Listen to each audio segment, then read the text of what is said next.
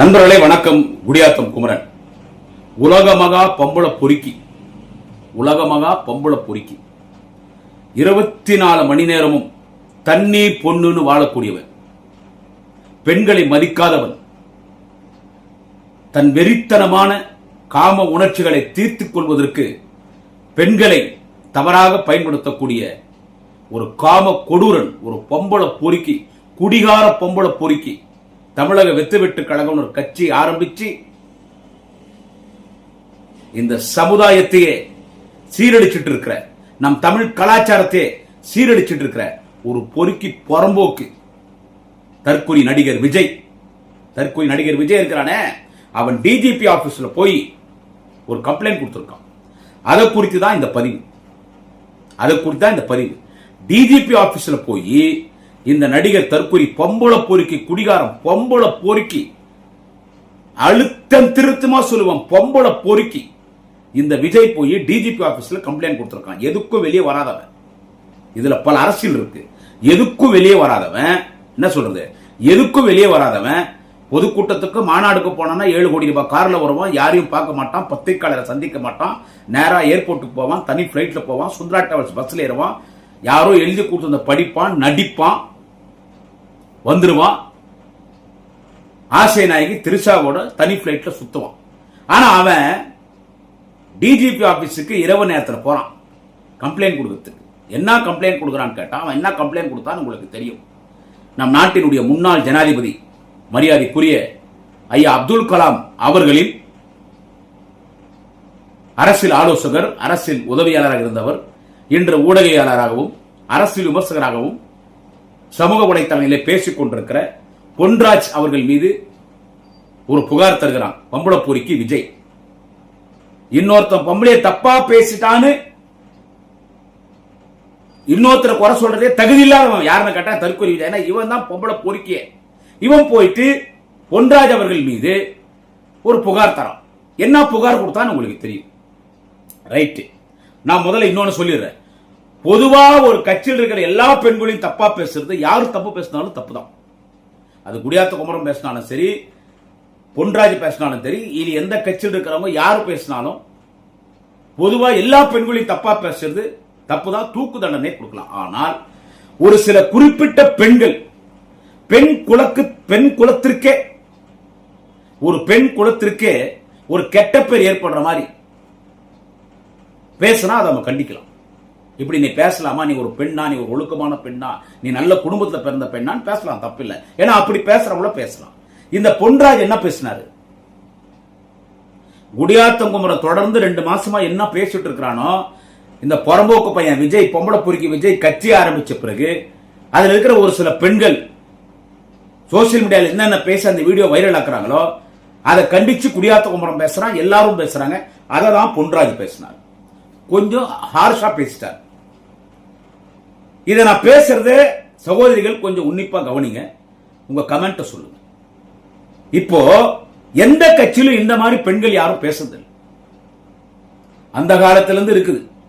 திராவிட முன்னேற்ற கழகம், அண்ணா திராவிட முன்னேற்ற கழகம், அதற்கு முன்னால காங்கிரஸ், பொது உடைமை இயக்கங்கள், கம்யூனிஸ்ட் இயக்கங்கள், இப்படி பல கட்சிகள் இருக்குங்க.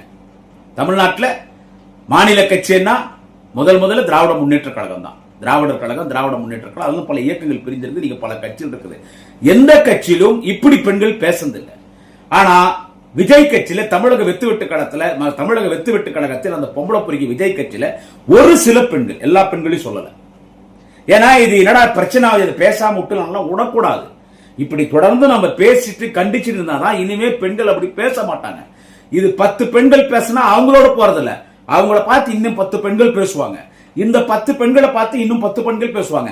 அந்த 10 பெண்களை பார்த்து இன்னும் 10 பெண்கள் பேசி இன்னைக்கு கலாச்சாரத்துக்கே பேர் போன மண் தமிழ் மண். அதிலும் தமிழ் பெண்கள் என்று சொன்னால் கையெடுத்து கும்பிடணும். இந்த தமிழ்நாட்டில் பிறக்கிற ஒரு பெண் குழந்தையும் ஒரு பெண்ணும் கண்ணகி.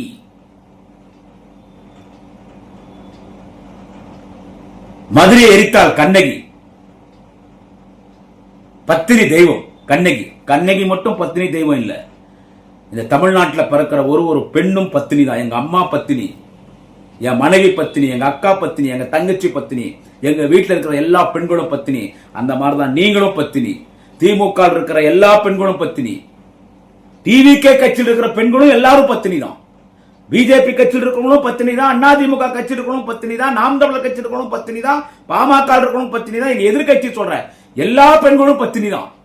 அதுல ஒரு சிலதுங்க இந்த விஜய் கட்சியில பேசுறாளுங்களே, அப்படிப்பட்டவங்க அப்படி பேசும்போது அவங்களை கண்டிக்கிறதுல என்ன தப்பு இருக்கு சொல்லுங்க. என்ன சொன்னார் பொன்ராஜ்? இதை வச்சு விஜய் அரசியல் பண்றான் பாருங்க. டிஜிபி ஆபீஸ்ல போய் கம்ப்ளைண்ட் கொடுத்து பெண்களுக்கு ஒரு பிரச்சனைனா நான் முன்ன நிக்கிறேன் பாருன்றதுக்கு டிராமா, அதுவும் ஒரு நடிப்பு தான். அவன் டிஜிபி ஆபீஸ்ல போய் பொன்ராஜ் தாவேகாவில் இருக்கிற எல்லா பெண்களையும் விபச்சாரி என்று சொல்லிவிட்டார் அப்படின்னு தான் போய் அவன் கம்ப்ளைண்ட் கொடுத்துருக்கான். அவர் என்ன பேசினார் அதெல்லாம் கொஞ்சம் நீங்க நல்லா இதை கொஞ்சம் கவனிக்க. என்ன பேசினார்? நான் பேசுனதான் பேசினார்.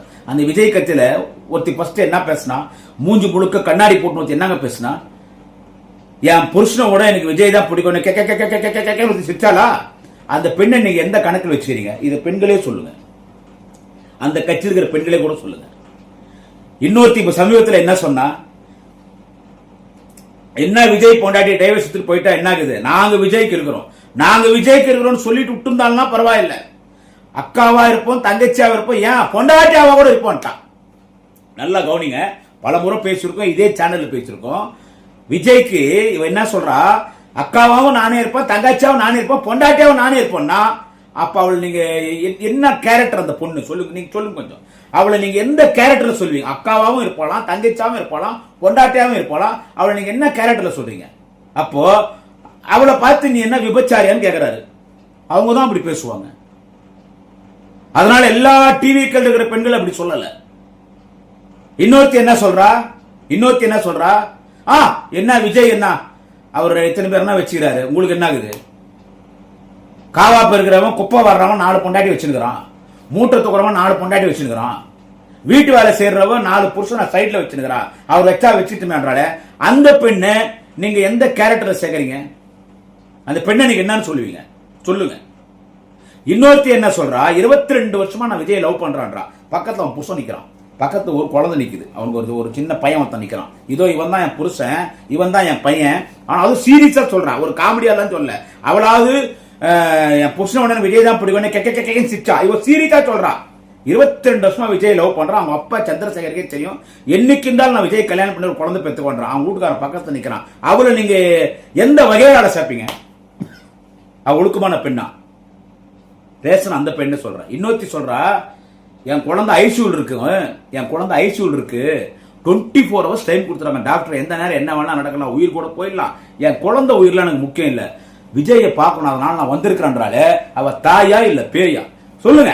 அவளை நீங்க எந்த கேரக்டர் நீங்க அவளை சேர்க்கறீங்க?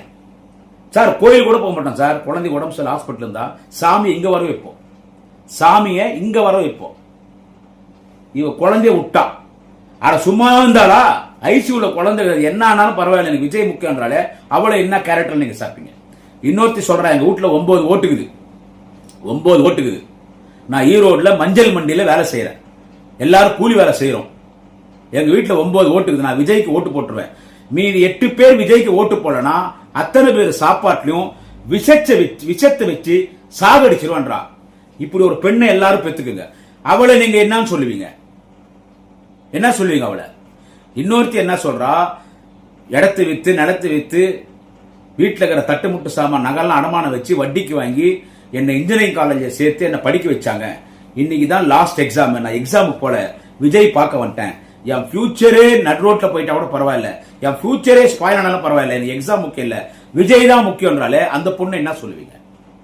இன்னொருத்தி என்ன சொல்றா, என்னைக்கு இருந்தாலும் நான் விஜய் கூட குடும்பம் நடத்தி ஒரு குழந்தை பெற்றுக்குவேன்றா. ஏன்னா இவங்களெல்லாம் நீங்க எந்த கேரள சேர்க்கறீங்க கொஞ்சம் சொல்லுங்க. இன்னும் நிறைய சொல்றதுக்கு, ஏன்னா நீங்க எல்லாம் இதெல்லாம் நீங்க யூடியூப்ல பாக்குறீங்க, சோசியல் மீடியால பாக்குறீங்க.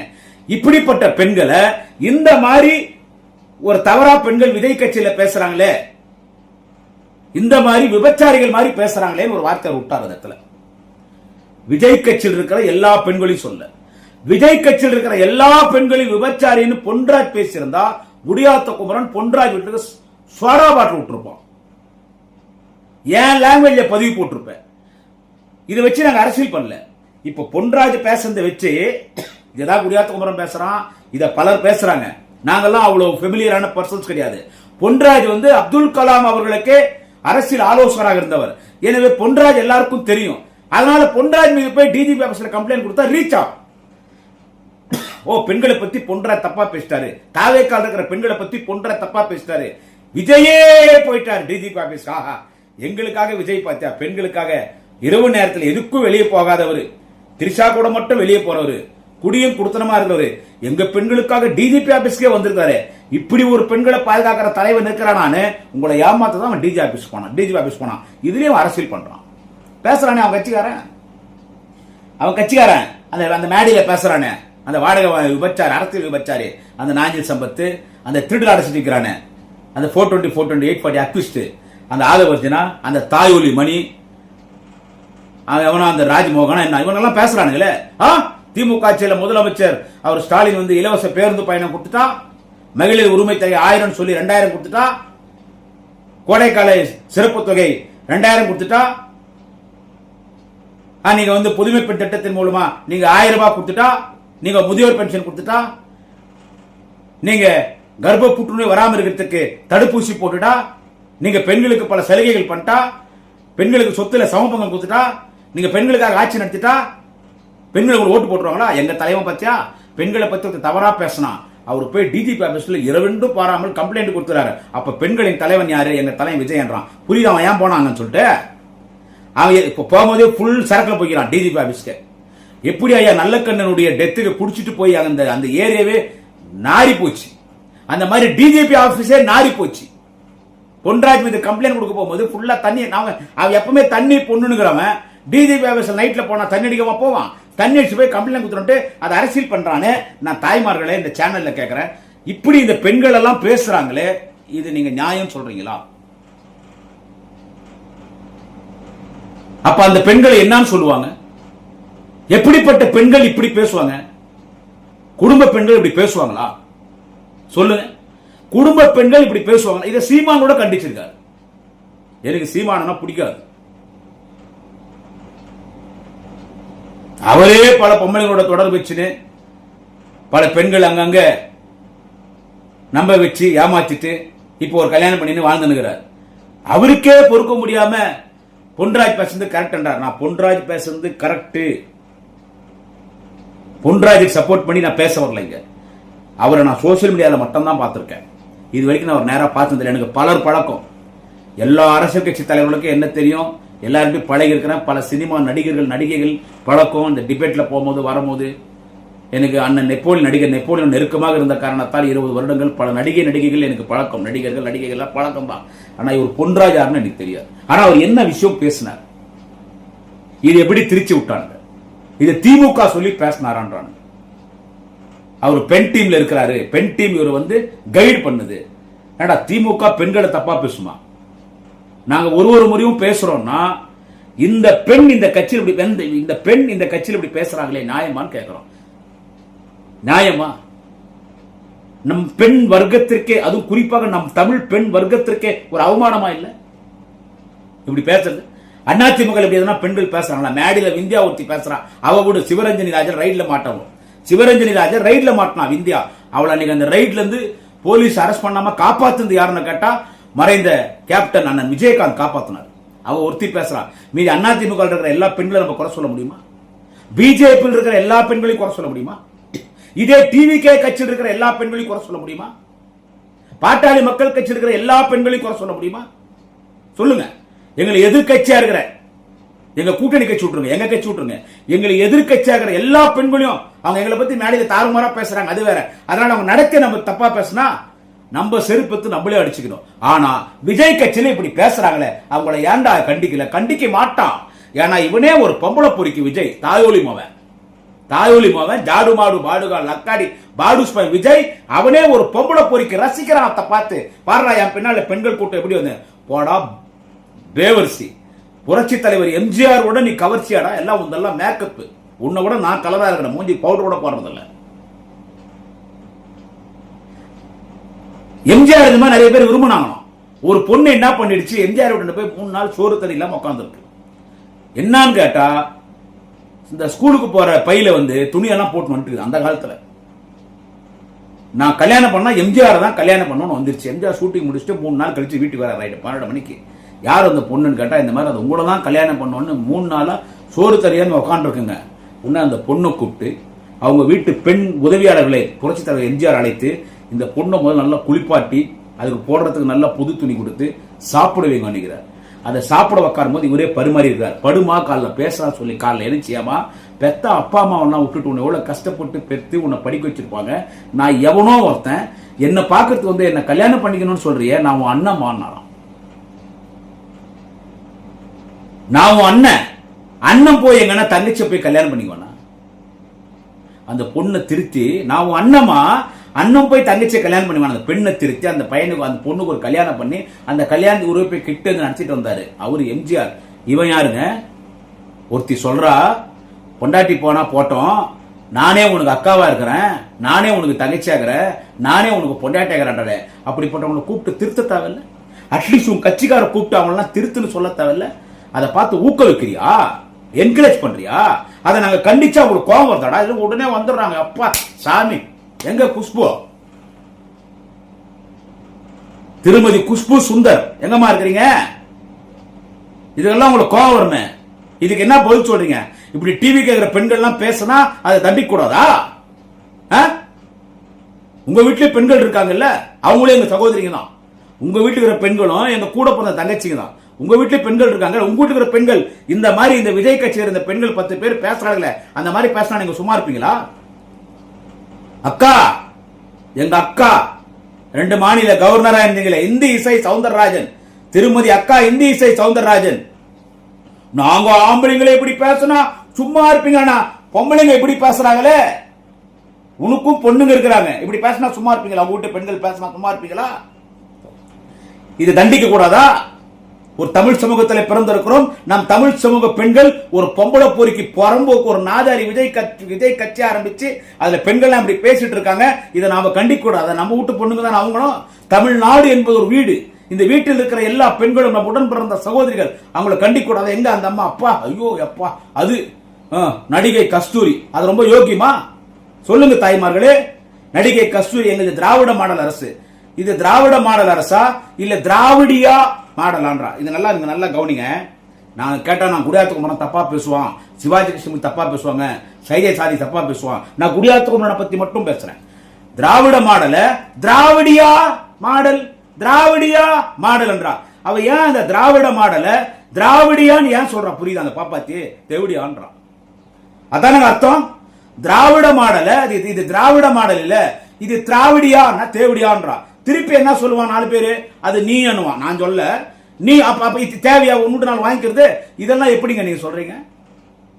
அப்புறமா அந்த மதுவாந்தி வைத்திய மகேந்திர பொண்ணு, இதுக்கு நீ என்ன பதில் சொல்ல? எப்பயாவது வைத்திய மகேந்திர பொண்ணு நீ இந்த மாதிரி பேசுகிறியா? எனக்கு புருஷனை விட எனக்கு அவன் தான் பிடிக்கும், இவன் தான் பிடிக்கும்னு. உங்க குடும்பத்திலே சூப்பர் ஸ்டார் ரஜினிகாந்த் இருக்கார்.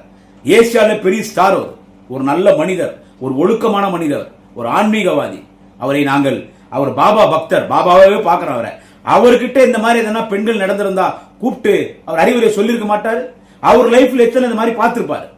கூப்பிட்டு அறிவுரை சொல்லியிருக்க மாட்டாரு? எவ்வளவு அறிவுரை சொல்றாரு. ஏன் மதுவந்தி உனக்கு தெரியாதா? வீடியோ போடுற, மதுவந்தி டாக்ஸ்ல வீடியோ போடுற. தமிழ் படித்தா பிச்சைக்கோ எடுக்க முடியாது. அந்த அம்மா அவங்க உட்காந்து பெண்களுக்கு எதிரான அரசாங்கம் நடக்குது தமிழ்நாட்டில் பேசுறாங்களே, ஆயா நிர்மலா சீதாராமன், இதெல்லாம் உனக்கு தெரியலையா கண்ணுக்கு? ஐயோ இது ஒண்ணு. அந்த அம்மா யாரு? சுமதி மேகவர்ணம். ஆமா, அந்த சகோதரி பெண்கள் ஊடக பிரிவு செயலாளராம். அது என்ன கத்துறாய் அப்பா? பெண்களுக்கு பாதுகாப்பு இல்ல, பெண்களுக்கு பாதுகாப்பு இல்ல, பெண்களுக்கு பாதுகாப்பு. உன் பிஜேபி கட்சியில அது பேர் தங்க பத்மாவா?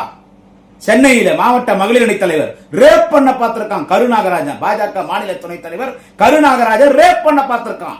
பலமுறை முத்தம் கொடுக்க முயற்சி பண்ணிருக்கான். போன் பண்ணி என் ஆசைக்கு இணங்கு, இல்லன்னா உன் கெரியரை ஸ்பால் பண்ணிடுவேன், உன்னை கட்சி விட்டு நீக்கிடுவேன்னு மிரட்டுகிறான். பல முறை அண்ணாமலை கிட்ட, அந்த பொம்பளை பொறுக்கி கேசவ விநாயகர் கிட்ட தங்க பத்மா கம்ப்ளைண்ட் கொடுத்துக்குது, நடவடிக்கை எடுக்காம பிரதமர் வரைக்கும் போகுது.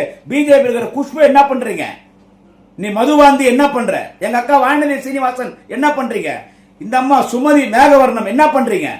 விஜய் கட்சியில் இருக்கிற பெண்கள் தப்பா பேசுறாங்க, அது ஒரு மனுஷன் தட்டி கேட்கறான், குடியாத்த குமரன் தட்டி கேட்கறான், பலர் தட்டி கேட்கறோம். உங்களோட போனா பரவாயில்ல, உங்களை பார்த்து 10 பெண்கள் பேசினேன்டா, எல்லாரும் இப்படி பேச மாட்டாங்க. சின்ன சின்ன குழந்தைங்க, சின்ன சின்ன 15 வயசு 20 வயசு பசங்க இப்படி பேசினா நாளைக்கு ஒரு கல்யாண காட்சி ஆகணும், ஒரு புருஷனோட குடும்பம் நடத்தணும், 2 குழந்தை குட்டிகளை பெற்றுக்கணும், குடும்பத்தை காப்பாத்தனா, இப்படி இருந்தா எப்படி அவ கல்யாணம் பண்ணிக்குவா?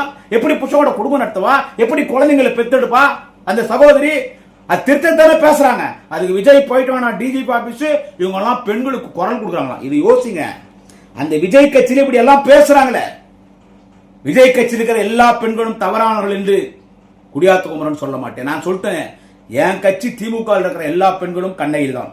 அந்த மாதிரிதான் எல்லா கட்சியிலும், விஜய் கட்சியும் சேர்த்து சொல்றேன், ஆயிரக்கணக்கான லட்சக்கணக்கான பெண்கள் எல்லோரும் கண்ணகிகள் தான், எல்லோரும் பத்தினிங்க தான், எல்லாரும் உத்தமிங்க தான். ஆனா 10 பேர் பேசுறானுங்களே செல்ஃபில, அக்காவா இருப்பேன், தங்கச்சியா இருப்போம், பொண்டாட்டியா இருப்பேன், என் புருஷனோட எனக்கு அவன் தான் பிடிக்கும், அவன் கூட ஒரு குழந்தை பெற்றுக்கணும், I love you Vijay Vijay Vijay ஒருத்தி பண்ணா பாச்சா, கார்ல உட்காந்து விஜய் மாமான்றா, அவ கழுத்துல தாளிக்குது. இவளெல்லாம் என்னங்க சொல்லுவீங்க?